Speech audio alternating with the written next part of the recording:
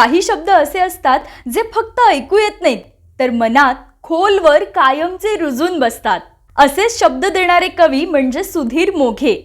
हाय, मी अमृता. 50हून अधिक मराठी चित्रपटांसाठी गाणी लिहिताना सुधीर मोघे यांनी मराठी संगीत विश्वाला भावना, सूर आणि काव्य यांचा सुंदर संगम दिला.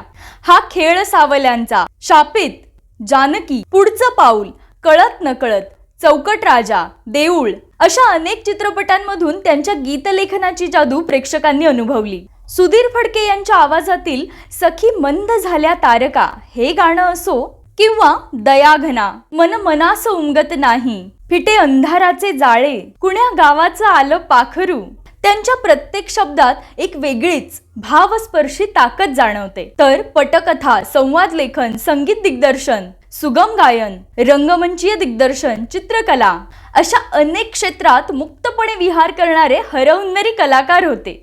आत्मरंग, गाण्याची वही, पक्ष्यांचे ठसे, लय, शब्दधून, स्वतंत्रते भगवती हे त्यांचे कविता संग्रह आजही रसिकांच्या मनात जपले गेले आहेत. अनेक पुरस्कारांनी सन्मानित झालेल्या या संवेदनशील शब्द सम्राटाला मराठी फ्लॅश कडून विनम्र अभिवादन.